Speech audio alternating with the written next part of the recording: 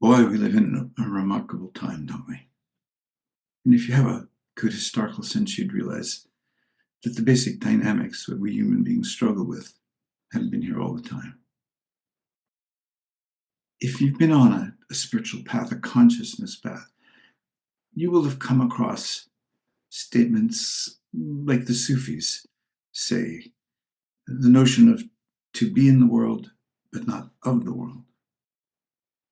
Or, for example, you may come across the wonderful quote from Julian of Norwich, who was a 14th century English saint, where she said, "All is well, and all manner of things shall be well." Julian of Norwich, at the time, was a nun, a religious, and she was very sick.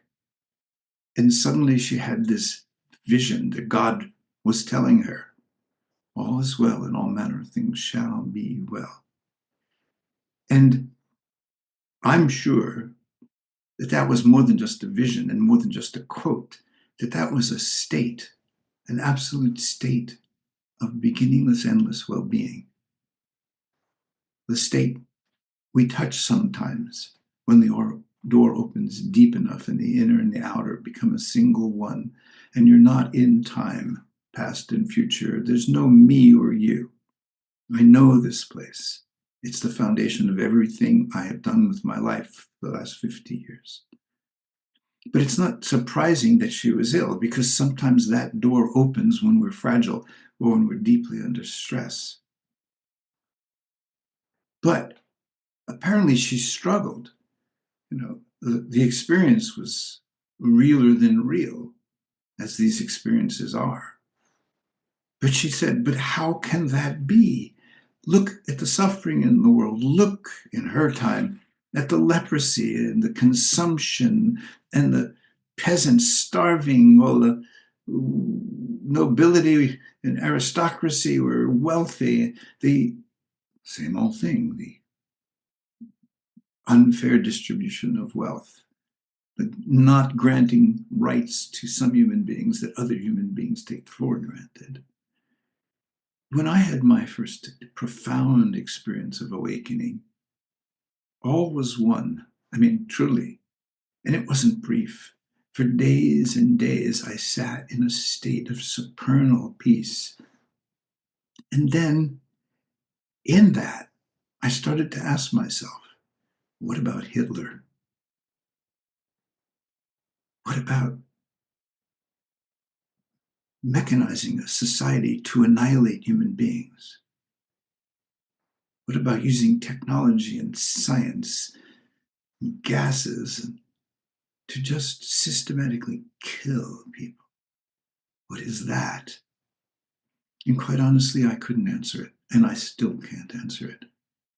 I'm not uncomfortable with the notion of evil. What is that? Today, the US has a new president, and he's unleashed the wealthiest man in the world, who is an autistic fellow, knows he is. I, by the way, urge you to read Walter Isaacson's biography of Elon Musk if you haven't read it. Get a sense of who this man is, his history, how he evolved, how he ran his businesses, how he thinks. We celebrate him. We think, look at this, SpaceX has done things that NASA was unable to do. We're ahead of the other countries in the space race thanks to him and his work in robotics. And look, electric cars, the Tesla. But what you don't understand is these things are easy in the sense that you need science, yes, and you need technology, yes. You need metallurgy, you need physics, you need chemistry, you need minds, brilliant left brain, rational, logical thinking minds, but they don't have heart in it. What's really difficult is for one human being to love another human being, for one human being to protect the solitude of another human being, for for one human being to say your well-being and my well-being are a living truth, not my well-being over yours. Right now, here we are in the United States with the president who, calling Make America Great Again, he's taking this very, I'll call it individualistic perspective, as if the United States is a single entity, and that entity is acting individualistically for its own ends, when in reality, there's no such thing as an individualistic entity. You can be an individual, but when you behave individualistically, that's the doom of intimacy. That's the doom of love. I work with couples. I saw myself at an earlier stage of my evolution of understanding. When I took an individualistic position and my wife took an individualistic position, at best we could maybe find some kind of transactional agreement. Isn't that what Trump is doing? He's threatening tariffs, trying to create a transactional agreement with Canada or Mexico or China. But no one deepens into intimacy and love. No one understands the richness, the beauty of what two human beings can share when you step out of your individualistic position, when you ask, what does love want? If this relationship is going to take us into deeper intimacy and love, how does it want us to listen? How does it want us to deal with our own internal reactions? How does it want us to speak about our fears or our needs? How does it want us to see or perceive? Can you make a distinction between the psychological entity you create in your mind that you call your partner, your husband, your wife, your whatever, and the real person, the actual unknowable mystery that is the other and their otherness? Not a categorical someone, not an individualistic something. So the world cannot work this way, yet this is how the world has worked forever. So recently a woman asked me, well, Richard, look at what's happening. We've got Elon Musk, destroying an organization that was bringing solace and medicines and food and clean water to millions of people on planet Earth. And now they're gone.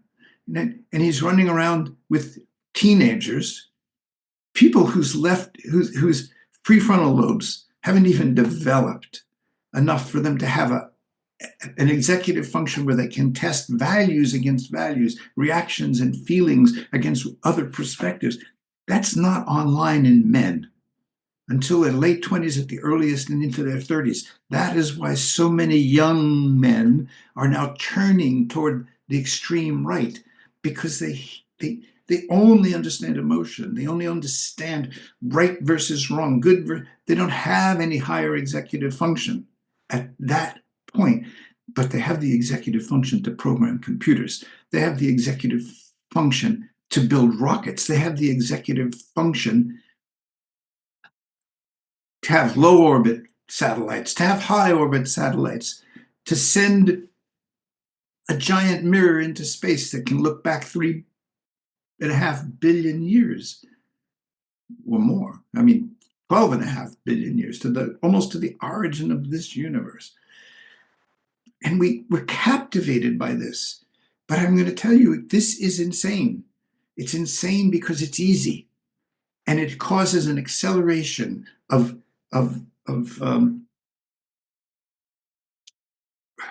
innovation that happens so fast that we can't adapt to it socially. We can't adapt our relationships to all the nonsense and lies that algorithms allow to aggregate and assault us through social media. And you don't have the ability, until you turn inward deeply and ask yourself, what does love want, to say what its truth is. Truth is never what makes you angry or reactive or self-righteous or throws you into individualistic behavior. Truth is your relationship to every part of the feeling that wants to turn you into that. Truth will point you toward love. When your body starts contracting about anything, you're believing something untrue. But you can take that journey yourself, but you cannot make anyone else take that journey. It's why I've said, for as long as I've been teaching, it's from the time I really understood it, that while any human being can discover what Julian of Norwich did, all is well, and all manner of things shall be well. Because if you live from one day to the next with a practice where you learn to say yes to fear, yes to anxiety, I don't mean approving of it or liking it. I mean, it's your teacher, and it teaches you how to bring a quality of attention to the sensations you fear and can't bear in yourself. At times they're extreme and terrible. And slowly but surely, it changes the ground from which you look.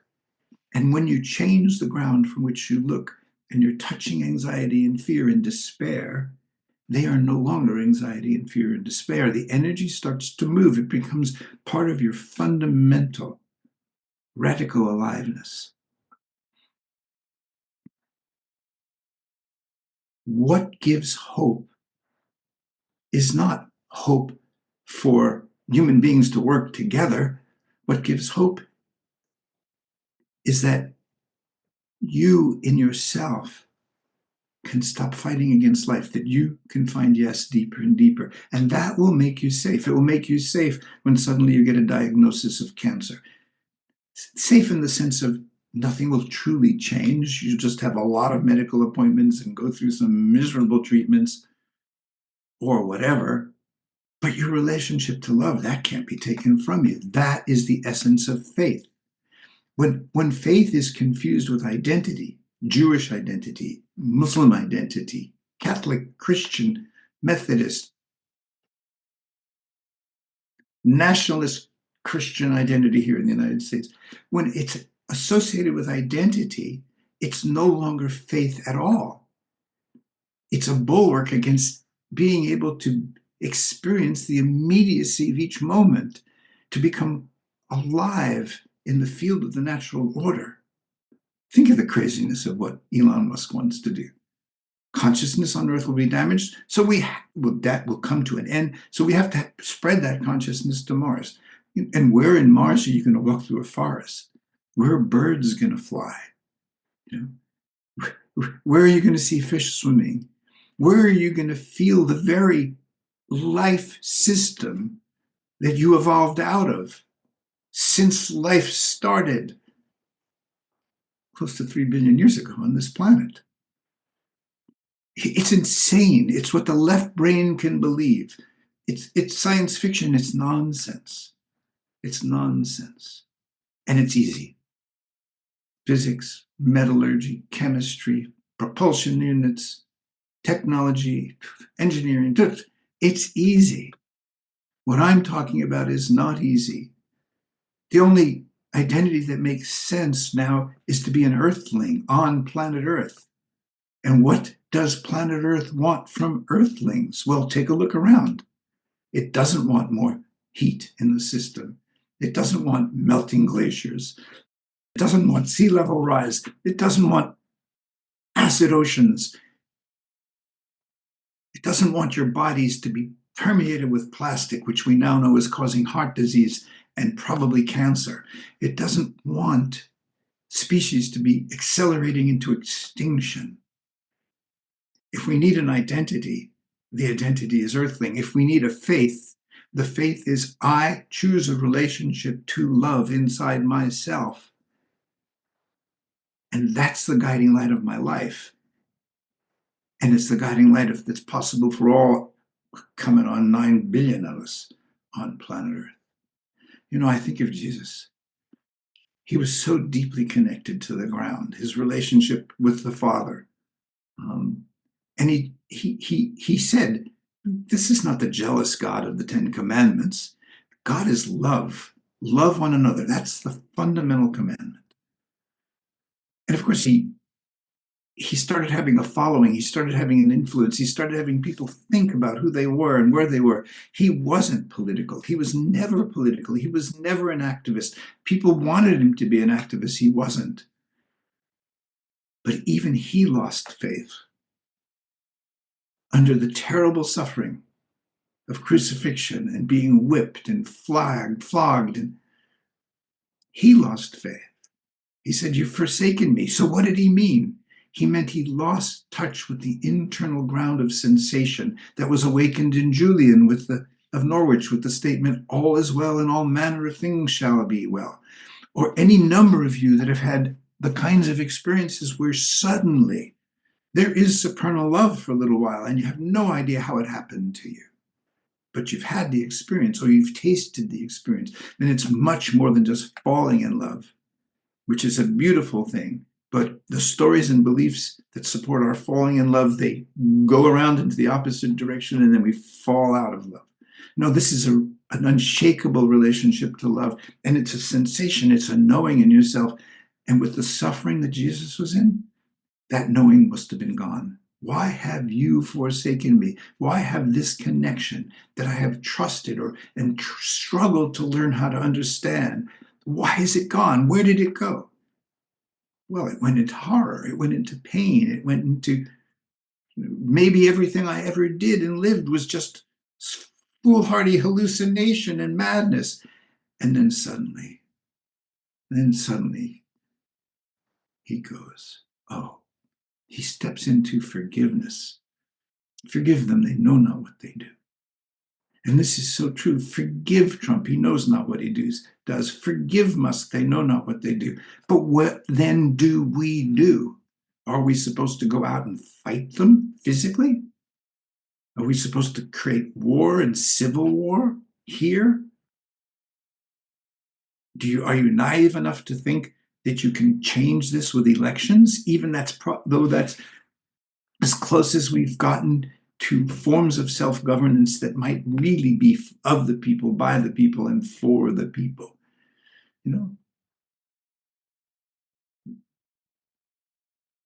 I can't tell you.